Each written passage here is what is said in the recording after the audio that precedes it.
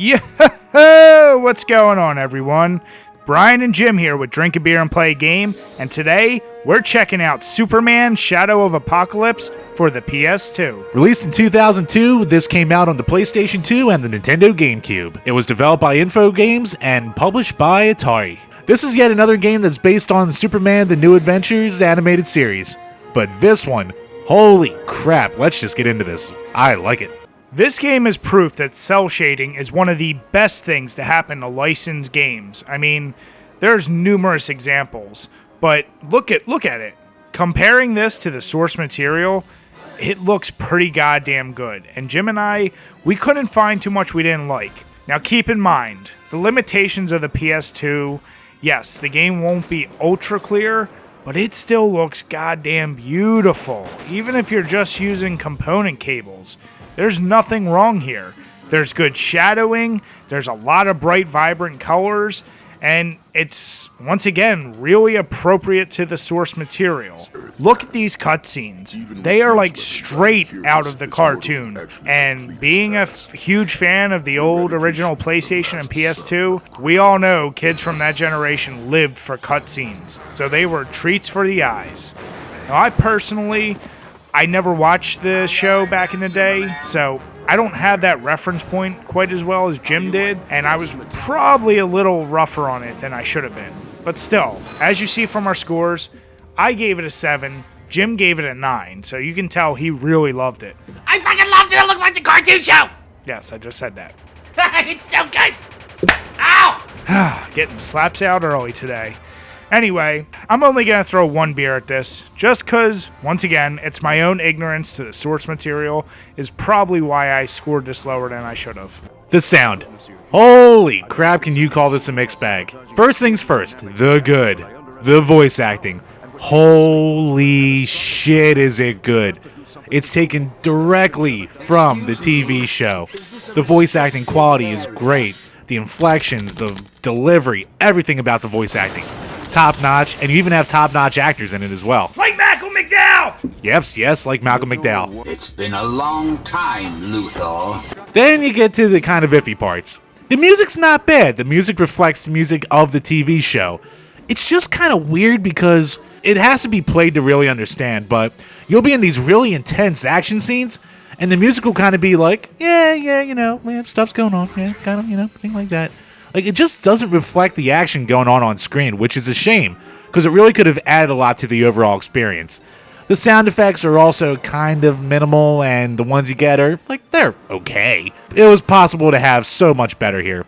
So, luckily, the voice acting pulls it up, keeps it above average, and we both gave it 6s. And I'll just give it 1 beer for the kind of laissez-faire music. For as good as the presentation was in this game, the control was just so-so. There wasn't anything abundantly wrong with it, but we had enough knocks against it to bring it down. So let me give you some examples. Number 1, the control sensitivity in this game is outrageous.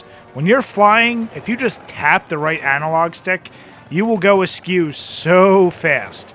And in a game where time is of the utmost importance, the control really added to the difficulty in this game, and Jim will talk more about that. But some other areas that kind of got annoying were when you were trying to strafe, if you're locked onto someone, it would just not be as intuitive as you would think. If you're even trying to lock on to different people, it might lock on to the wrong guy, and getting off of him could be annoying. Hit detection could be a little clunky at times, and even some of these objectives. I mean, like when you had to put this generator back in place to save this dam, it took me a few tries because it was just annoying as shit. But all in all, putting all that aside, it is still extremely playable, but man, there is a learning curve with this control. So, as you see, Jim and I, we both gave it a 5. I'm going to add 2 beers just because I would have liked them to just think about the control layout a little better. Alright, the gameplay. The first thing we want to talk about is the fact that this is honestly the first game that kind of does it right with actually feeling like a Superman game. To its credit, Superman 64 also felt like a Superman game, but that game was garbage. No, it didn't. It felt like a flying simulator. That was the best part of the game, as you can see in that previous video. Shameless plug. Anyway. YouTube drama.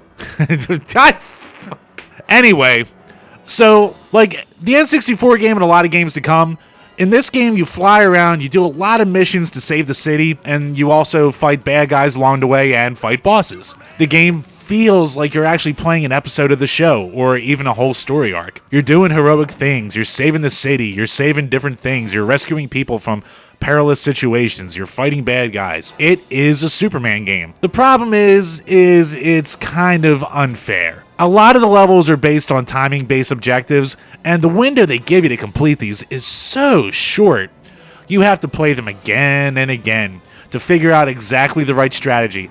Even a simple misclick of a button could screw you over, which is really a shame. Because, I don't know, maybe I'm just expecting more from a superhero game, but I want to feel like, I have the advantage. Not to say I want an easy game, but I want a game where it feels like, I'm actually getting something done without driving myself freaking crazy to do it. The gameplay does change up a little bit because some sections are actually kind of stealth-based, which was a welcome change. But to wrap everything up, Brian liked it a little more than I did because it actually felt like a Superman game for once, and maybe I was a little too harsh, but Brian gave it a 6, I gave it a 5, and as far as beer goes, I'll add 2 beers just for those brutal time segments. Some of the points of originality Jim and I already discussed throughout this video, so I'll try and keep this summary fairly short. Once again, this is the first and only truly cel-shaded game in the Superman series. Number 2, Jim mentioned there are some elements of stealth you have in this game where you take on Clark Kent's identity and have to do things under that guise. Now, I know in the NES game you can be Clark Kent, but let's face it, it's a completely different situation there. You also have to consider the fact that this is the first game to have a form of a combo system, and some of Superman's superpowers, you have what I like to call ultra versions of his moves. Like his laser eyes, if you double click it, you shoot a huge fiery laser beam. Or if you're flying and you hit the square and X button together, you go into kind of a bullet punch. It's things like that that made it feel like a much more fun experience. Also, let's not forget, this is the first game since the NES that actually allows you to use your X-ray vision in a more useful manner. And then the last thing, and I'm trying to wrap this up fast, Superman can actually use weapons in this game. I know in the arcade you can pick up boxes and throw them, but in this game you can rip the pipe off a wall or pick up a car and use it as a weapon against some of the bosses. So we felt that was pretty unique. Putting all that together, as you see, Jim and I both gave it a 6. Slightly above average, and I'm just going to add 1 beer because we would have liked to see just a tiny bit more thrown in. Considering this was a PS2 game, we know they could have done it better. All right, the replayability. The game's short. It's really only about 3 hours long. But it'll take a lot longer because the game, as we've mentioned, is pretty hard and a little unfair. Outside of that, though, there's really no reason to go back and play it again once you've beaten it. There's no real extra modes, there's almost no unlockables, it's kind of a bare bones package. So we both gave it 3s. It's worth a playthrough, but you're not going to go back to it. As far as beer goes, I'll add a beer just for being so bare bones. So overall, yes, this is a much better Superman game than the majority of them out there.